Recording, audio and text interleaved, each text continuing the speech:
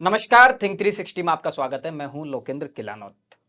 सियासत में अक्सर सुर्खियां बदलती रहती हैं, सियासत के मौसम बदलते रहते हैं, बयान बदलते रहते हैं।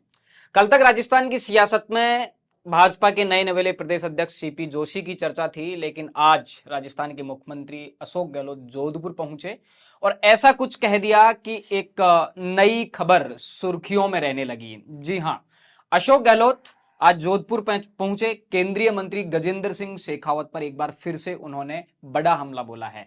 संजीवनी घोटाले को लेकर लगातार अशोक गहलोत गजेंद्र सिंह शेखावत पर मुखर हैं, लगातार हमला बोल रहे हैं। अक्सर कहते हैं कि अशोक गहलोत या तो कुछ बोलते नहीं है, लेकिन जब बोलते हैं तो उसके पीछे के जो अर्थ होते हैं वो बहुत बड़े होते हैं। एक बार फिर से गजेंद्र सिंह शेखावत पर हमला बोला है, कई तरह के आरोप लगाए हैं। चर्चा करेंगे और भी बहुत सारे मुद्दों पर, और चर्चा में साथ जुड़ेंगे राजनीतिक विश्लेषक और वरिष्ठ पत्रकार प्रदीप बिदावत।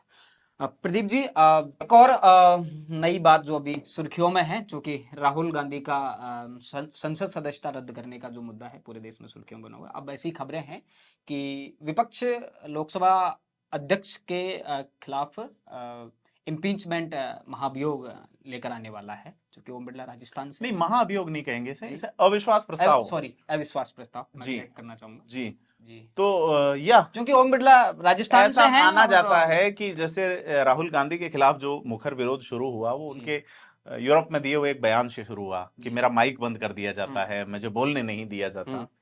तो राहुल गांधी का मैं जो कह रहा था ना कि कांग्रेस के पास न तो लोकसभा में बहुमत है न राज्यसभा में, विपक्ष के पास एकल बहुमत है।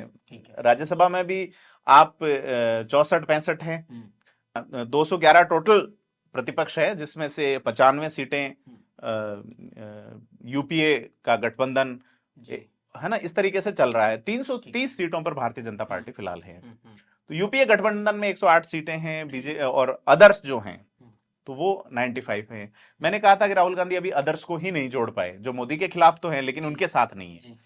कांग्रेस अपने लोगों को ही साथ नहीं ले पाई। तो मैं यही कहना चाह रहा हूं आपको कि अगर ये अविश्वास प्रस्ताव आता है तो ये अविश्वास प्रस्ताव पास नहीं हो पाएगा। लेकिन अविश्वास प्रस्ताव आना ही अपने आप में बड़ी बात है।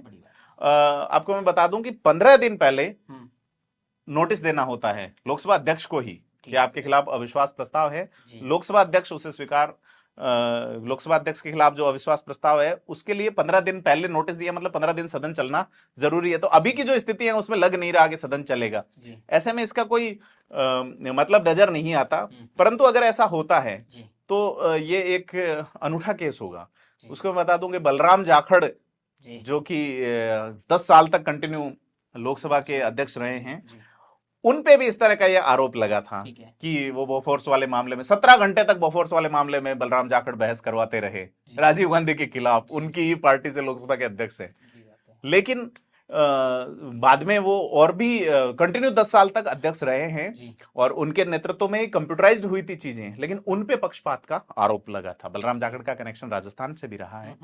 तो ये इसके अलावा मैं आपको बता दूं कि अगर लोकसभा अध्यक्ष में निष्पक्षता की बात की जाए, पीएस संगमा का नाम बहुत अच्छा चला, 1.5 साल रहे थे, हिंदी नहीं आती थी फिर भी लोकसभा को उन्होंने हिंदी में बहुत अच्छा चलाया।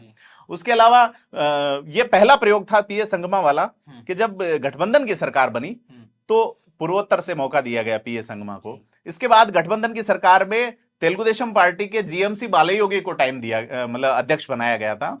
और एक मौका आता है जब वाजपेयी की सरकार एक वोट से गिर जाती है, उसमें अगर बालायोगी चाहते तो उनके पास वो राइट था कि वो वाजपेयी की सरकार बचा सकते थे। तो जीएमसी बालायोगी अगर चाहते तो वो गिरधर गेमांग को वोट देने से रोक सकते थे, उनके पास पावर था।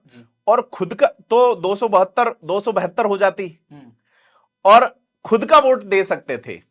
अध्यक्ष को जब मत विभाजन बराबर हो जाता है तो उसमें खुद का वोट देने का अधिकार होता है, तब तक वो वोट नहीं करता। तो उन्होंने खुद भी वोट नहीं दिया और बालयोगी ने एक निष्पक्ष अध्यक्ष की भूमिका निभाई, लेकिन उसकी वजह से सरकार गिर गई। 1999 में उपचुनाव, वापस चुनाव हुए, बालयोगी फिर से अध्यक्ष बनाए जाते हैं, वाजपेयी की ही टीम में फिर से अध्यक्ष बनाए जाते हैं। एक दुर्घटना, विमान दुर्घटना में उनका निधन हो गया, लेकिन पक्षपात का आरोप सोमनाथ चटर्जी पे लगा रिटर्न में। जब भारतीय जनता पार्टी के लोगों ने रिटर्न में हस्ताक्षर किए और उस पे हस्ताक्षर करने वालों में सोमनाथ चटर्जी वाम दलों से आते थे, बीजेपी के नेता हैं, सरकार कांग्रेस यूपीए की सरकार है और उसमें Somnath Chatterjee as a speaker हैं और सोमनाथ चटर्जी पे पक्षपात का आरोप लगाते हैं। कौन? भारतीय जनता पार्टी के लोग। सारे सांसद एक हस्ताक्षर पत्र, इसमें 50 सांसदों का समर्थन चाहिए। तो अभी जो संख्या है 95 + 108 यानी 211 विपक्ष में जो सांसद हैं उनमें 50 की संख्या जुटाना मुश्किल नहीं है, क्योंकि 50 तो कांग्रेस के खुद के ही हैं अभी। ठीक है, तो अविश्वास प्रस्ताव आ सकता है, लाया जा सकता है। हाँ, सोमवार को पेश कर सकते हैं, लेकिन वो एग्जीक्यूट होगा या नहीं ये देखने वाली बात है। अगर होता है तो देश के इतिहास में एक अलग ही पन्ना जुड़ेगा, जो कॉन्स्टिट्यूशन पढ़ते हैं, जो पॉलिटिक्स पढ़ते हैं उनके लिए। तो जब सोमनाथ चटर्जी पे पक्षपात का आरोप लगा तो भारतीय जनता पार्टी के सभी सदस्यों ने साइन कर दिए। सोमनाथ चटर्जी को कोई फर्क नहीं पड़ा, बड़े मस्त मौला अलग तरह के नेता थे जिनको सभी दादा कहते थे। दादा उस पत्र को जब पढ़ते हैं और उसमें अटल बिहारी वाजपेयी का साइन देखते हैं तो बड़े नाराज होते हैं और दादा अटल बिहारी वाजपेयी को फोन करते हैं कि अगर आप भी ये मानते हैं कि मैंने पक्षपात किया है तो मैं अभी इस्तीफा देता हूं। तो वाजपेयी ने कहा नहीं, भारतीय जनता पार्टी का सांसद होने के नाते मेरी मजबूरी है हस्ताक्षर करने की, लेकिन व्यक्तिगत रूप से अटल बिहारी वाजपेयी यह नहीं मानता कि आपने पक्षपात किया होगा। तो इस तरह की स्थितियां भी संसद में रही हैं, हालांकि अब वो चीजें चौड़ी होती जा रही है। तो उसके बाद लोकसभा अध्यक्षों का एक अलग ही कभी अपन सेशन रखेंगे। लोकसभा अध्यक्ष पे लगे कॉन्फ्लिक्ट पैदा हुआ था 1969 में, जब इंदिरा गांधी के खिलाफ, उनकी मर्जी के खिलाफ जो नीलम संजीवा रेड्डी चुनाव लड़ने पहुंच गए थे। बाद में इंदिरा गांधी ने कहा कि कांग्रेस के सांसद अपनी अंतरात्मा की आवाज सुने, उन्होंने पार्टी विप को साइड में रख दिया और अंतरात्मा को आगे कर दिया। तो नीलम संजीवा रेड्डी चुनाव हार गए, हालांकि बाद में संजीवा रेड्डी बाद में राष्ट्रपति बने थे, वीवी गिरी उस समय राष्ट्रपति बने थे। तो ये कई सारी चीजें हैं। तो ये खास बातें हैं मोटी मोटी राजस्थान की राजनीति में। हनुमान बेनीवाल जो है वो अपने आप को अपनी ही धुन में, आज उन्होंने विदेश में फंसे भारतीयों का मुद्दा उठाया है। उन्होंने भारत के जो विदेश मंत्री एस जयशंकर को कहा है 20 राजस्थानी फंसे हुए हैं।